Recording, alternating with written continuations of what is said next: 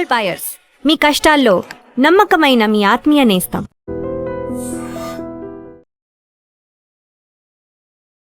News and నిజాలు. మనందరూ చాలా రోజుల నుంచి 115 రోజుల నుంచి ఏం జరుగుతుందో ఇరాన్, ఇజ్రాయెల్, అమెరికా యుద్ధం అని చూస్తున్నాం. 3 రోజుల క్రితం అమెరికా అనౌన్స్ చేశారు, యుద్ధం ఆగిపోయింది, యుద్ధం లేదు ఇంకా ముందుకు అని చెప్పి. స్ట్రెయిట్ ఆఫ్ హార్ముజ్ని ఓపెన్ చేస్తున్నామని చెప్పి డొనాల్డ్ ట్రంప్ అనౌన్స్ చేశారు. దాంట్లో టోల్ ఉండదు అన్నారు. ఒక మెమరాండమ్ ఆఫ్ అండర్స్టాండింగ్ మీద సంతకం పెట్టబోతున్నాం జెనీవాలోని, స్విట్జర్లాండ్లోని ఈ ఫ్రైడే రోజు. కానీ దాని ముందే చాలా మటుకు అమెరికాలో ఉన్న పార్టీలు కానివ్వండి, మిగతా దేశాలు ఇంక్లూడింగ్ ఇస్రాయెల్లో ఉన్న పార్టీలు, అది కాకుండా మీడియా కామెంటేటర్స్ అందరూ అడుగుతున్నారు, ఈ ఎంఓయూలో ఏముంది, ఈ ఎంఓయూ ఎందుకు బయట పెట్టట్లేదు. President Trump, vice president Vance అంటున్నారు, ఇది ఒప్పందం పెట్టంగానే మేము దీన్ని, ఈ అగ్రిమెంట్ని బయట పెట్టేస్తాం, పబ్లిక్ చూసుకుంటారు, ఎవరు కావాలంటే వాళ్ళు చూసుకోవచ్చు. సో అందరూ అనుకున్నాం ఇది చాలా పెద్ద అగ్రిమెంట్ ఉండబోతుంది, అట్లీస్ట్ ఒక 20 పేజీలైనా ఉండాలనుకున్నారు. కానీ ఉన్నది ఒక సింగిల్ షీట్ పేపర్ అంట, దానికన్నా కొంచెం 1.5 షీట్స్ పేపర్, A4 సైజ్లో అంతే. మెమరాండమ్ ఆఫ్ అండర్స్టాండింగ్ అంటే ఏ లీగల్ శాంక్టిటీ లేదు దానికి, మేము డిస్కస్ చేయబోతున్న ఈ పాయింట్స్ అని చెప్పి అగ్రీ చేసుకున్నారు.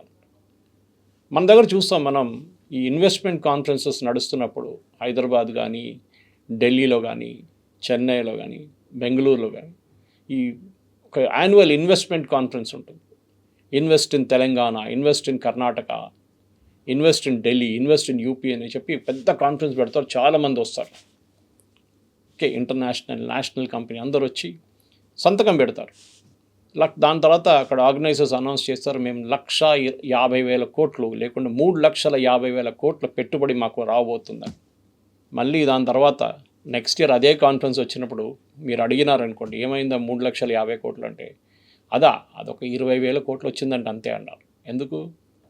అప్పుడు పెట్టుబడి పెడతా అని చెప్పిన కంపెనీలు సైన్ చేసిన డాక్యుమెంట్ పేరు మెమరాండమ్ ఆఫ్ అండర్స్టాండింగ్. దానికి లీగల్ శాంక్టిటీ లేదు, ఎక్కడ అగ్రిమెంట్ అని కాదు. కానీ ఇప్పుడు అమెరికా ఇరాన్తో చేసిన చర్చల తర్వాత పాకిస్తాన్ కానీ ఖత్తర్ వాళ్ళు రిప్రజెంటేటివ్స్ కూర్చున్న చర్చలో తీసుకొచ్చిన పాయింట్స్ మీద అమెరికన్ మీడియాలో, అమెరికన్ కాంగ్రెస్లో కానీ ఇజ్రాయెల్ లాంటి దేశాల్లో కూడా చాలా మటుకు దీని వ్యతిరేకంగా, ప్రెసిడెంట్ ట్రంప్ వ్యతిరేకంగా కామెంట్లు వస్తున్నాయి. మనం చూద్దాం మెయిన్ ప్రాబ్లం ఏంటి.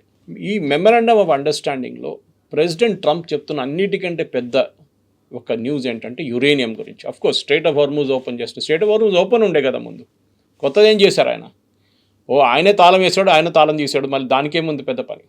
కానీ యురేనియం గురించి మాట్లాడుతున్నారు. మేము ఇరాన్ యురేనియం వాళ్ళు ప్రొడక్షన్ చేయరు, బయట నుంచి కొనరు, మిసైల్ తయారు చేయరు, uranium that is delivery mechanism తయారు చేయరు.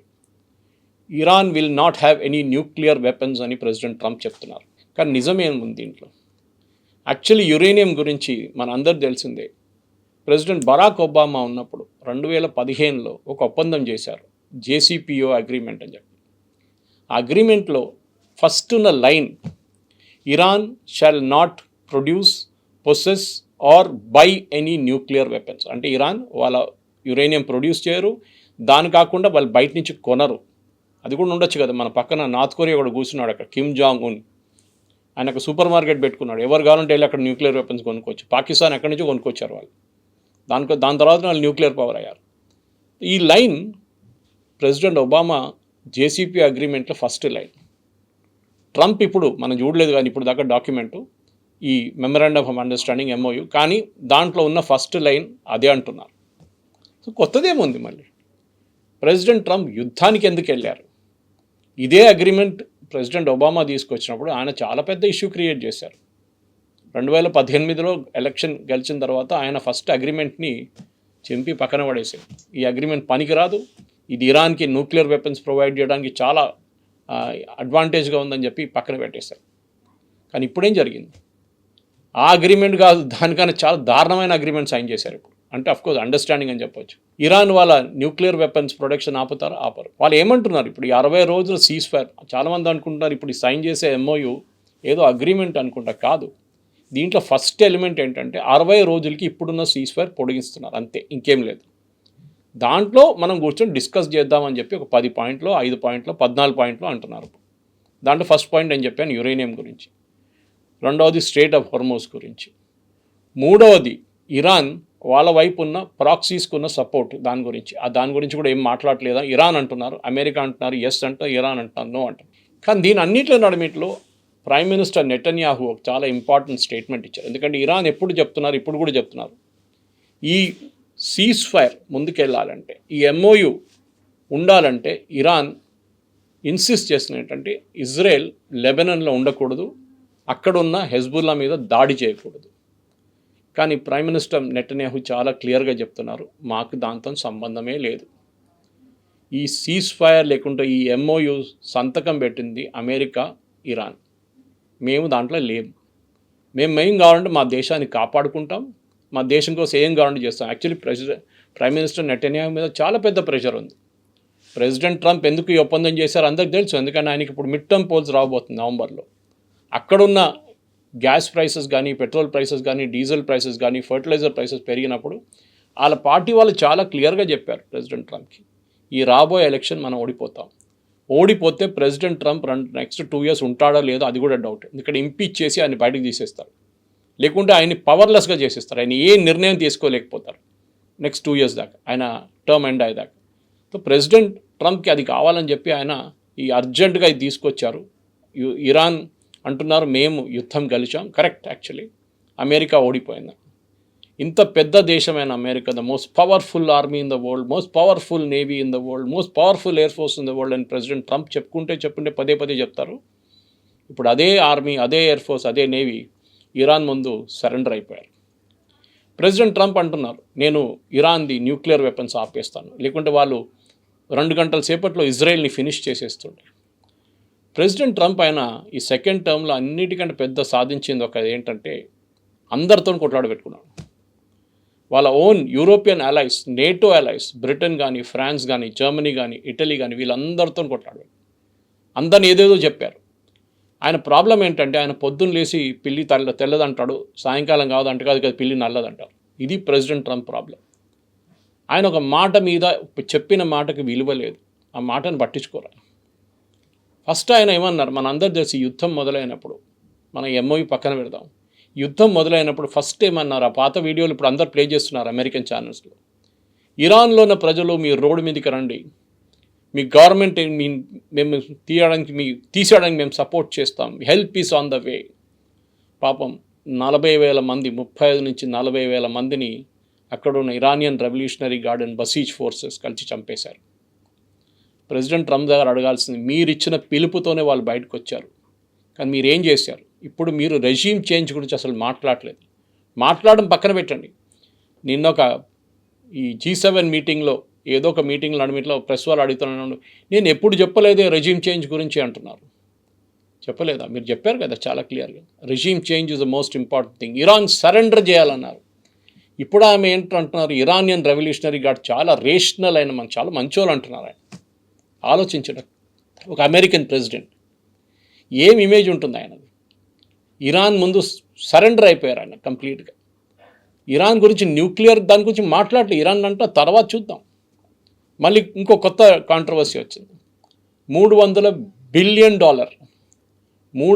బిలియన్ ఇరాన్కి వాళ్ళ రీకన్స్ట్రక్షన్కి ఇచ్చారంట. అమెరికా, ఇజ్రాయెల్ కలిసి వాళ్ళ బిల్డింగ్లు, వాళ్ళ బ్రిడ్జ్లు, వాళ్ళ రోడ్లన్నీ ధ్వంసం చేశారు. దాన్ని మళ్ళీ రిపేర్ చేయడానికి, కన్స్ట్రక్ట్ చేయడానికి $300 బిలియన్ అడిగారు ఇరాన్. అమెరికా అన్నారు మాకేం సంబంధం లేదు దీంతో, మా అమెరికన్ ప్రజల ట్యాక్స్ పేయర్ నుంచి 10 పైసలు వెళ్ళట్లేదు, $1 కూడా వెళ్ళట్లేదని.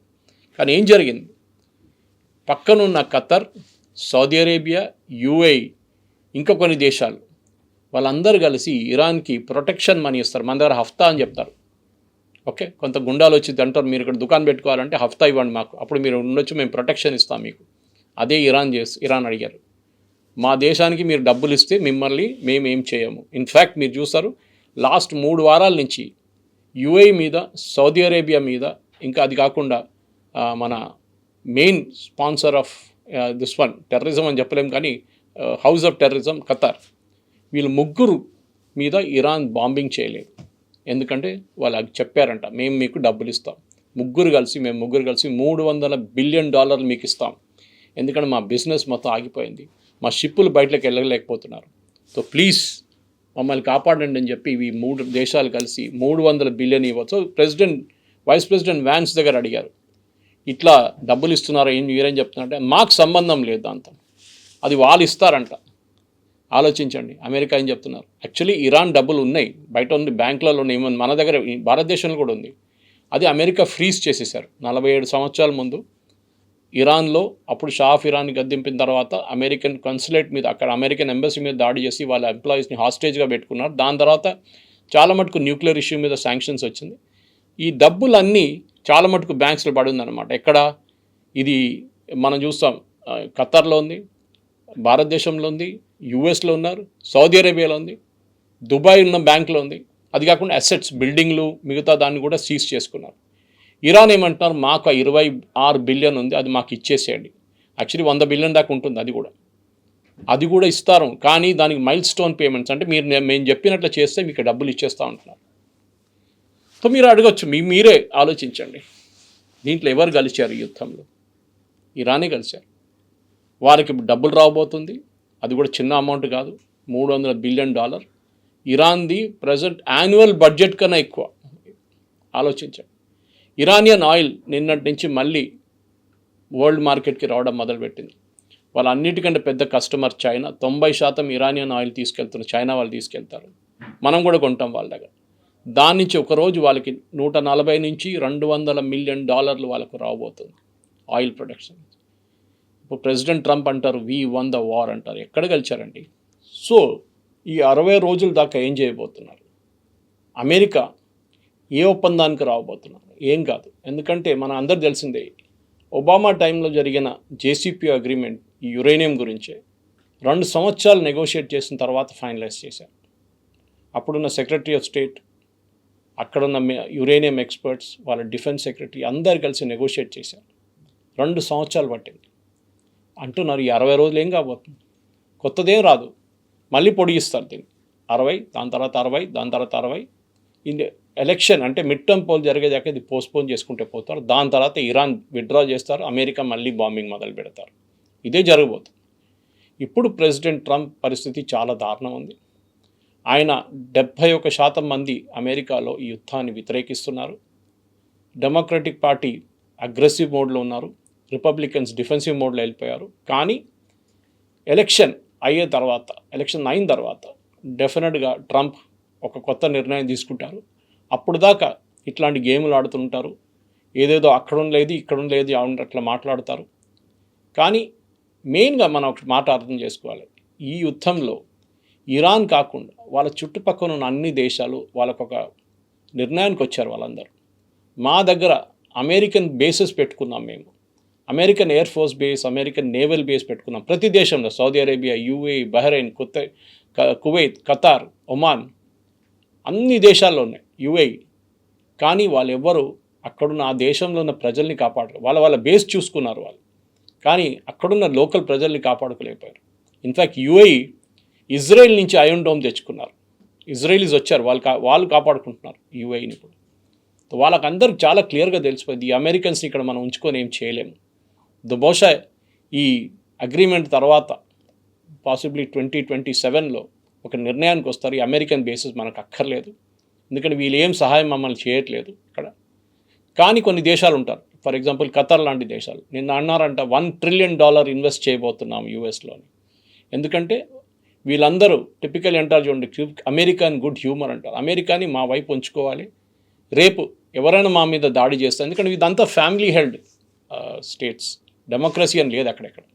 వాళ్ళకి భయం ఏంటంటే ఇంకొక ఒసామా బిన్ లాడెన్ లాగా తయారెవడని వస్తాడో అప్పుడు మమ్మల్ని కాపాడుకొని ఎవరైనా కావాలని చెప్పి అమెరికన్ బేసెస్ ఉంచుకుంటారు. కానీ ఈ యుద్ధం, ఇరాన్ ఇజ్రాయెల్ అమెరికా యుద్ధం చాలా మట్టుకు మనందరినీ కొత్త కోణాలు తీసుకెళ్లారు, కొత్త నిర్ణయాలు తీసుకున్నా వచ్చింది. కానీ అన్నిటికంటే ఇంపార్టెంట్ ఏంటంటే ఒక మాట వీళ్ళందరూ అర్థం చేసుకున్నారు, అమెరికాని మేము డిపెండ్ కాము, అమెరికా మీద మేము ఓపిక పెట్టుకోలేము, అమెరికా మమ్మల్ని ముంచేస్తారు ఒకరోజు. ఇప్పుడు జరుగుతుంది కూడా అదే. సో సౌదీ అరేబియా కానీ, యుఏఈ కానీ, ఖత్తర్, బహ్రెయిన్, కువైత్, ఒమాన్ వీళ్ళందరూ నేర్చుకున్న ఒక పెద్ద లెసన్ ఇది.